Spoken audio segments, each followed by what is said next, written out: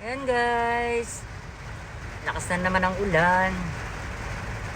Autumn na, but winter is coming. Ganyan. Pag ganyan ang panahon dito sa Japan, ganyan. Umuulan na siya. Ang lakas ang ulan.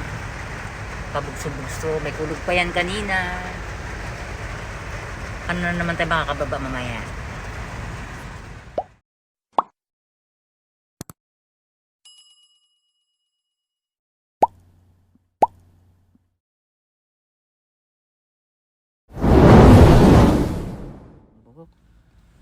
Ayan, ganyan lang. Kasi prepare na kami para sa aming ayun naman, morning routine. It's Monday. Panibago na naman. Work tayo, ibang place naman. Kaya dito kami na aking kasama ang leader sa right side ko. Kaya may kami mag-aayos. See you later guys. Yan ang kulay ng autumn tree. Yan ang kulay niya. Pag autumn na, gantong buwan, nag-iiba na ang kulay niya. At falling leaves na siya.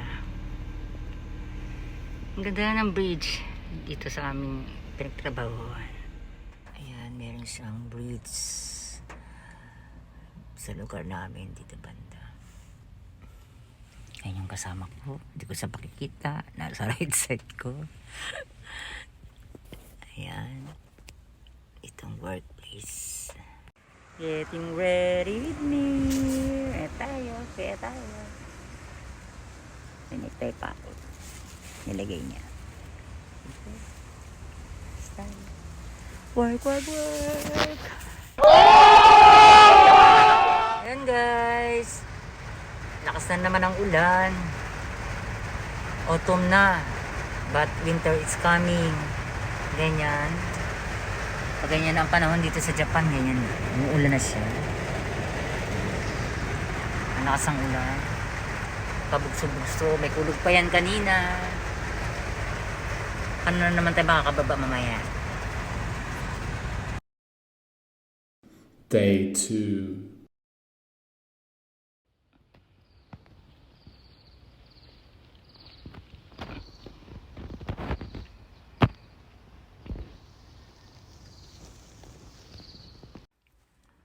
Morning guys. Work na naman tayo. Monday. October 20. Anong date ba?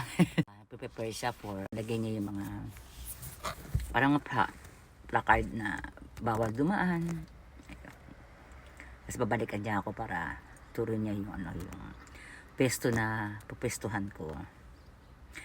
Yun. Pero hindi naman lagi ganun ang trabaho. Minsan nalilipat ka sa ibang place. Kaya minsan hindi mamadali. Kailangan gagalaw-galaw din yung katawan mo. Depende sa puntahan mo, depende sa pupestuhan mo. Pero napakadali guys, kung tutuusin. Wala kang bubuhatin. Ang ano mo lang is panahon, yun nga, init tsaka lamig, kakayanin mo. Tapos, yun, medyo gagalaw-galaw, may panahon na pupuntahan mong yung place, talagang malaking kalye, parang highway, marami kayo. Gagalaw talaga. Yun. Stop, look, and listen, kumbaga. Hawig to sa traffic enforcer, parang gano'n. Nag-a-assist din kayo mga dalaan sa sakyan para hindi magbungguan. Yun. Sa isa kong vlog, nandun pero hindi masyado. Event kasi yun Pero nakahawig doon. Pero kung aanin mo talaga yung actual work na nag-ano ka, hindi ko kayang mag-camera kasi bawal. Yun lang. Pero kung silang kukunan mo, pwede din. Kung papayag sila. Di ba? Makikita yung mga mukha nila. Kaya, hindi ko kayang kunan ng actual na ginagawa namin. Yun. Pero napakadali. Kung para sa akin, kung bata-bata pa ako, okay yan. Pang matagalan trabaho, kahit nasa 65 ka, basta kaya mo, tanggapin kanila. Yun lang. Kaya guys, yun ang aking may papayo kung kakayanin ninyo. Eh, kung gusto niyo magbuhat-buhat, doon kayo sa mga factory, yung mga talagang pagawaan. Halimbawa, pyesa ng mga kotse, or plastic, mga gano'n, iba-iba. Doon kayo sa loob. Hindi kayo naiinitan, hindi kayo naarawan. Pero pag summer din, mainit din sa loob eh. Naranasan ko na yan. Iba-ibang trabaho. Guys, ang gawa ko dito sa Japan. Naging dishwasher ako. Yun. Naging entertainer ako. Yan. Madami. Sa mga pagkain lang hindi ako masyadong nagawa ko na paggawa ng mga parang yung mga malagkit, parang mga dessert, yan, nagawa ko na rin yan. Ano pa ba, magbuhat, panlalaki, gano'n, tatlong robot hawak mo, iba-iba guys. Ito lang ay based on my experience. Ewan ko lang sa inyo, yung mga nasa Japan, alam ko, pinagdaanan nyo rin yan.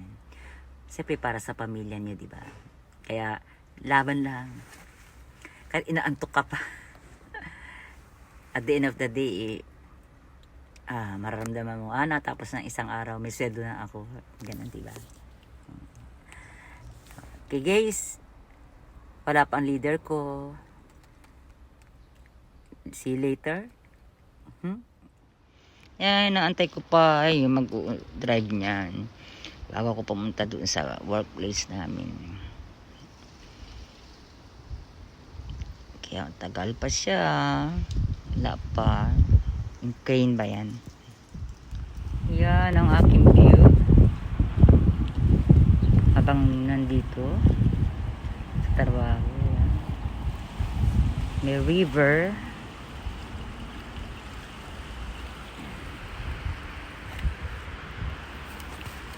Yan, binabantayan ko dyan para wag makapasok ang mga babae at saka galakad. Ayun yung pinaka-work, pakalayo sa parking ko nandun yan, river din.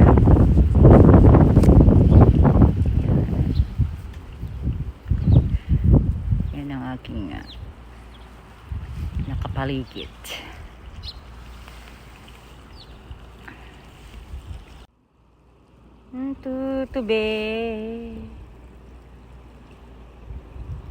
Tutube yan.